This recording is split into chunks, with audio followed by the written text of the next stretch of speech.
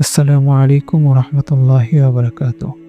নাহমাদুহু ওয়া নুসাল্লি আলা রাসূলিহিল কারীম, আম্মা বা'দ। আউযু বিল্লাহি মিনাশ শাইতানির রাজীম। বিসমিল্লাহির রাহমানির রহিম। ইন্না মা'আল উসরি ইউসরা। সাদাকাল্লাহুল আযীম। শোয়েবস ইসলামিক রিফ্লেকশন এর পক্ষ থেকে আয়োজিত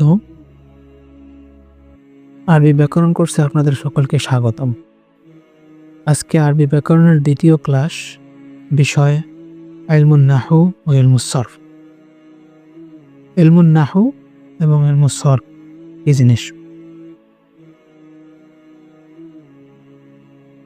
যে জ্ঞান অর্জন করলে আরবি বাক্য গঠন পদ্ধতি এবং শব্দের শেষ বর্ণের পরিবর্তনশীল অবস্থা জানা যায়, তাকে ইলমুন নাহু বলে।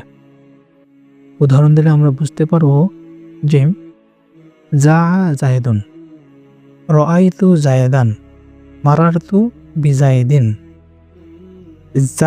জায়েদুন জায়েদের শেষে পেশ হলো, রাআইতু জায়েদান জায়েদের শেষে জবর হলো, মারারতু বিজায়েদিন জায়েদের শেষে জের হলো।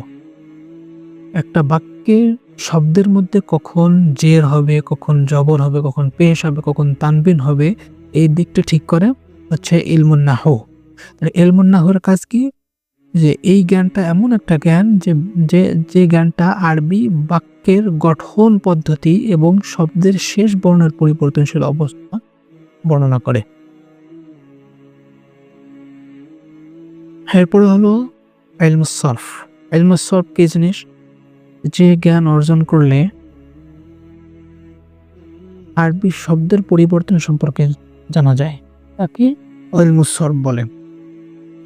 আরবি শব্দের পরিবর্তন কিরকম? ইফআলা,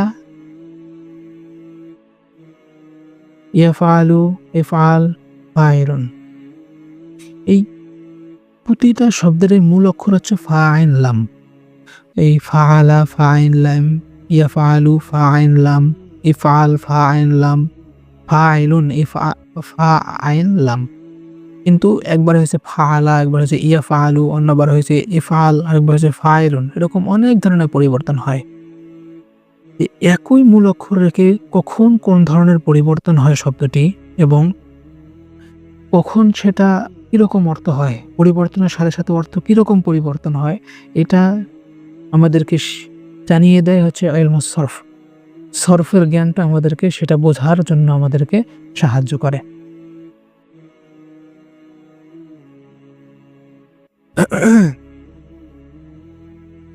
বলা হয়ে থাকে যে আস-সরফু উম্মুল উলুম ওয়ান নাহু আবুহা।